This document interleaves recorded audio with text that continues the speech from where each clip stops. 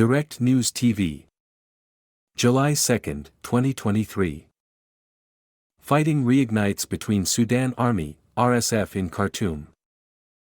Fierce fighting between the Sudanese Army and the Paramilitary Rapid Support Forces, RSF, shook the capital Khartoum, as disease and malnutrition threatened the rising number of displaced people.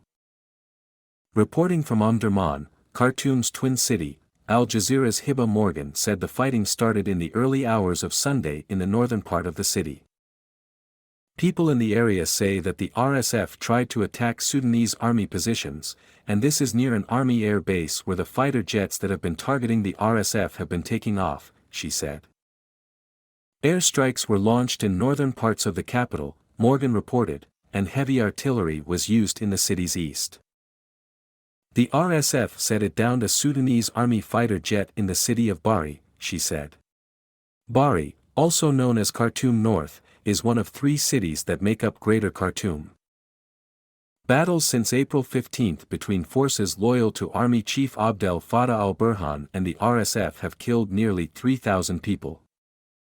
Another 2.2 million have been forced from their homes inside the country, with almost 645,000 fleeing across borders for safety, according to the International Organization for Migration. A record 25 million people in Sudan need humanitarian aid and protection, the UN says. The situation is grave, the medical charity Doctors Without Borders, known by its French initials MSF, said in a statement detailing the hardships of displaced Sudanese stuck in 9 camps in the White Nile state which borders South Sudan. "We're terrified." In addition to the capital, the worst fighting has been in the western region of Darfur, where residents, as well as the United Nations, United States and others, say civilians have been targeted and killed for their ethnicity by the RSF and allied Arab militias. The death toll is believed to be much higher than recorded, with the World Health Organization saying about 2/3 of health facilities are out of service in combat-affected areas. Many wounded are unable to reach hospitals and bodies lie rotting in the streets of Khartoum and Darfur. "We're terrified, every day the strikes are getting worse," said Nahid Sulla, 25, who lives in Omdurman.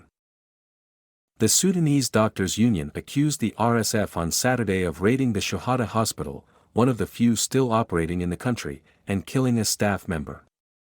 The RSF denied the accusation.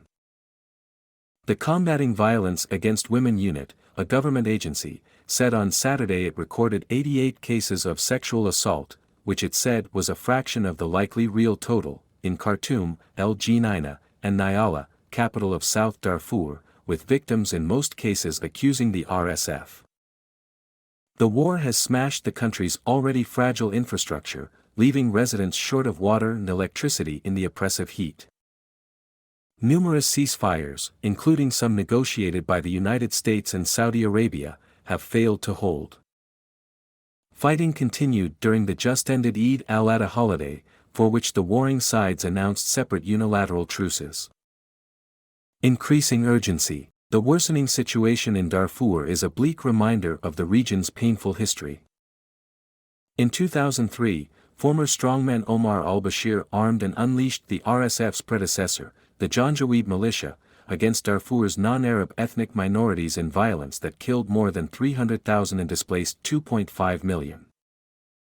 The International Criminal Court charged Bashir and others with genocide, crimes against humanity and war crimes. A UN official has warned of possible new crimes against humanity in the current fighting in Darfur.